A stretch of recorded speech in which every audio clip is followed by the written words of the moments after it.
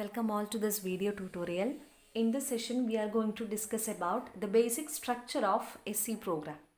C പ്രോഗ്രാമിൻ്റെ ഒരു basic ആയിട്ടുള്ള ജനറൽ ആയിട്ട് C പ്രോഗ്രാം ഫോളോ ചെയ്യുന്ന ഒരു സ്ട്രക്ചറിനെ കുറിച്ചാണ് നമ്മൾ ഈ വീഡിയോയിൽ ഡിസ്കസ് ചെയ്യുന്നത്. അപ്പോൾ C പ്രോഗ്രാമിൻ്റെ മെയിൻ എലമെൻറ്റ് എന്ന് പറയുന്നത് ഫങ്ഷൻസ് ആണ്. ഓക്കെ, നമ്മൾ ഇതിന് മുൻപത്തെ ഒരു വീഡിയോയിൽ കണ്ടു.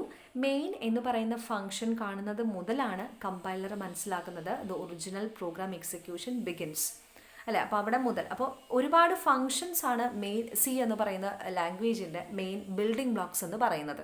അപ്പോൾ ഓരോ ഫംഗ്ഷനും ഓരോ പെർട്ടിക്കുലർ സ്റ്റേറ്റ്മെൻറ്റ്സ് എക്സിക്യൂട്ട് ചെയ്യും. ഈ ഫംഗ്ഷൻസ് വേണമെന്നുണ്ടെങ്കിൽ നമുക്ക് മറ്റ് സ്ഥലങ്ങളിൽ യൂസ് ചെയ്യാനൊക്കെ പറ്റും. സെയിം ഫംഗ്ഷൻ തന്നെ മറ്റു പല ഫംഗ്ഷനിൽ അല്ലെങ്കിൽ മറ്റ് സ്ഥലങ്ങളിൽ യൂസ് ചെയ്യുന്നതായിട്ടൊക്കെ നമ്മൾ പോകെ പോകെ കാണും. അപ്പോൾ ജനറൽ ആയിട്ടുള്ള ഒരു C പ്രോഗ്രാമിൻ്റെ സ്ട്രക്ചറാണ് ഞാനിവിടെ പറയാൻ ഉദ്ദേശിക്കുന്നത്. 6 പാർട്സാണ് മെയിനായിട്ട് ഒരു C പ്രോഗ്രാമിൻ്റെ സ്ട്രക്ചറിൽ നമുക്ക് ഉണ്ടായിരിക്കുക. Documentation, link section, definition section, global declaration section, then comes the main function section. അതിനകത്ത് മെയിൻ എന്ന് പറയുന്ന ഫങ്ഷൻ, ആ ഫങ്ഷൻ്റെ ബോഡി, ആ കേളി ബ്രേസിനകത്ത് എന്തൊക്കെ കൊടുക്കുന്നോ ആ statements. Then the last one is A sub programme section. അതിൽ ഫസ്റ്റ് വൺ ഡോക്യുമെൻറ്റേഷൻ സെക്ഷൻ എന്നതിൽ പറയുന്നത് മെയിനായിട്ട് കമൻറ്റ് ലൈൻസ് ആണ്. അതായത് the documentation section consists of a set of comment lines giving the name of the program, the author and other details which the programmer would like to use it later. അതായത് ഇപ്പോൾ നമ്മൾ കമൻറ്റുകൾ നമ്മൾ നേരത്തെ പറഞ്ഞു അല്ലേ, കമൻറ്റിൻ്റെ ഉള്ളിൽ വേണമെന്നുണ്ടെങ്കിൽ ആരാണ് ഈ പ്രോഗ്രാം എഴുതിയത്, ഓതർ ആരാണ്, അതിൻ്റെ കാര്യങ്ങൾ അല്ലെങ്കിൽ അതിൻ്റെ കൂടുതൽ എക്സ്ട്രാ ഇൻഫോർമേഷൻസ് ഒക്കെ വേണമെന്നുണ്ടെങ്കിൽ പ്രോഗ്രാമിൻ്റെ ബിഗിനിങ്ങിൽ കമൻറ്റ് ലൈൻസ് ആയിട്ട് ഡോക്യുമെൻറ്റേഷൻ എന്ന് പറയുന്ന ഈ സെക്ഷനിൽ നമുക്ക് കൊടുക്കാനായിട്ട് സാധിക്കും. അതായത് ഇതിന് ശേഷം കുറേ നാൾ കഴിയുമ്പോൾ നമുക്കത് എപ്പോഴെങ്കിലും യൂസ് ചെയ്യണമെന്നുണ്ടെങ്കിൽ ഇതിൻ്റെ പർപ്പസും കാര്യങ്ങളെല്ലാം അറിയാൻ വേണ്ടിയിട്ടാണ്. അപ്പോൾ ഈ കമൻറ്റിൽ കൊടുക്കുന്ന ലൈൻസ് ഒന്നും ഒരിക്കലും എക്സിക്യൂട്ട് ചെയ്യുന്നില്ല, നമുക്കറിയാം അല്ലേ. കമൻറ്റ് ലൈനിൽ കൊടുക്കുന്നതൊന്നും കമ്പൈലർ എക്സിക്യൂട്ട് ചെയ്യില്ല, അതൊഴിച്ചുള്ള സ്റ്റേറ്റ്മെൻറ്റ്സ് മാത്രമേ കമ്പൈലറെ എക്സിക്യൂട്ട് ചെയ്യുള്ളൂ. അപ്പോൾ ഡോക്യുമെൻറ്റേഷൻ സെക്ഷനിൽ മെയിനായിട്ട് നമ്മൾ കമൻറ്റ്സ് ആണ് കൊടുക്കുക. പ്രോഗ്രാമിൻ്റെ പർപ്പസിനെ കുറിച്ച് അല്ലെങ്കിൽ പ്രോഗ്രാമിൻ്റെ ഓതറിൻ്റെ ഡീറ്റെയിൽസ് ഒക്കെയാണ് ഡോക്യുമെൻറ്റേഷൻ എന്ന് പറയുന്ന സെക്ഷനിൽ നമ്മൾ ഇൻക്ലൂഡ് ചെയ്യുക. ഇനി സെക്കൻഡ് വൺ എന്ന് പറയുന്നത് ലിങ്ക് സെക്ഷനാണ്. ലിങ്ക് സെക്ഷനിലാണ് നമ്മൾ നേരത്തെ പഠിച്ചിട്ടുള്ള ഹാഷ് ഇൻക്ലൂഡ് എന്ന് പറയുന്ന സ്റ്റേറ്റ്മെൻറ്റും അതുപോലെ ഹെഡർ ഫയൽസ് എല്ലാം നമ്മൾ ഇൻക്ലൂഡ് ചെയ്യുക. ഓക്കെ, അപ്പോൾ ഹെഡർ ഫയൽസിനെല്ലാം ഇൻക്ലൂഡ് ചെയ്യുന്ന ആ സെക്ഷനെ നമ്മൾ പറയുന്നത് ലിങ്ക് സെക്ഷൻ എന്നാണ്. ഇനി 3 എന്ന് പറയുന്ന ഡെഫിനിഷൻ സെക്ഷനിൽ മെയിനായിട്ട് നമ്മൾ എന്താണ് ചെയ്യുന്നതെന്ന് വെച്ച് കഴിഞ്ഞാൽ നമ്മൾ മുൻപ് പഠിച്ചിട്ടുണ്ട് സിംബോളിക് കോൺസ്റ്റൻസ്. അതായത് ഏതെങ്കിലും നമ്മുടെ പ്രോഗ്രാമിൽ ഏതെങ്കിലും സിംബോളിക് കോൺസ്റ്റൻസ് നമ്മൾ യൂസ് ചെയ്യുന്നുണ്ടെങ്കിൽ അതിനെ നമുക്ക് ഈ ഡെഫിനിഷൻ സെക്ഷനിൽ എന്താ പറയുക ഡിഫൈൻ ചെയ്യാനായിട്ട് സാധിക്കും. ഓക്കെ, സിംബോളിക് കോൺസ്റ്റൻറ്റ് എന്താണെന്ന് എല്ലാവർക്കും അറിയാം, അല്ലാത്തവരൊന്ന് റിമൈൻഡ് ചെയ്യുക.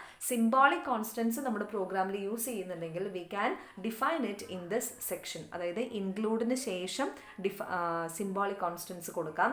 അതിനുശേഷം fourth one is the global declaration section. അതായത് ഗ്ലോബൽ ഡിക്ലറേഷനിൽ ഗ്ലോബൽ വേരിയബിൾസും കാര്യങ്ങളൊക്കെയാണ് നമ്മളിതിൽ കൊടുക്കുക.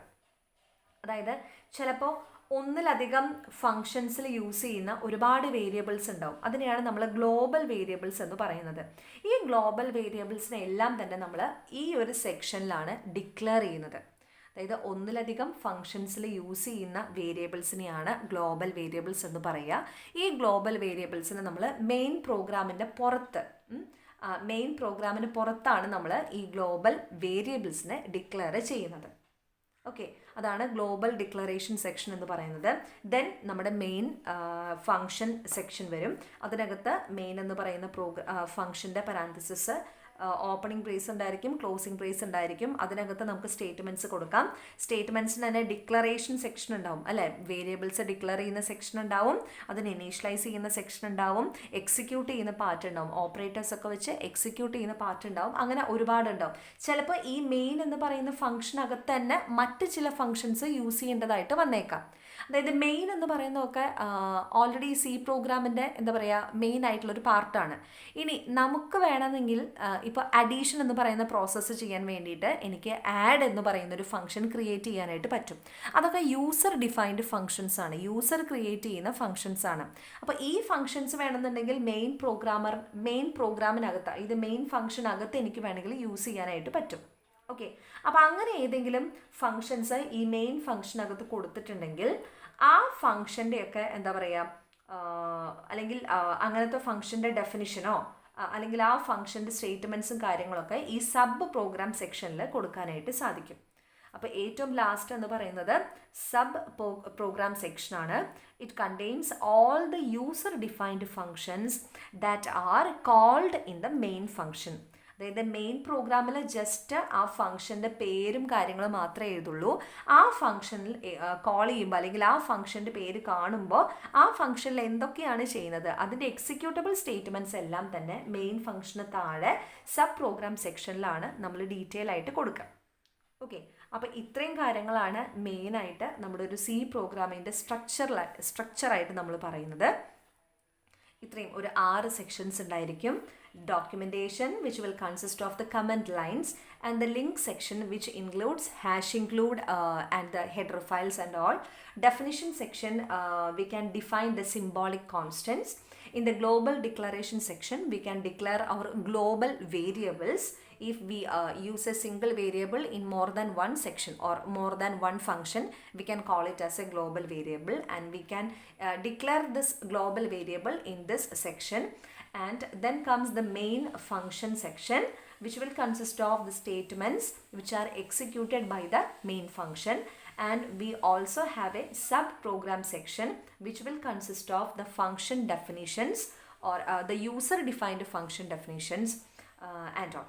Okay, these are the main structural components of a C program.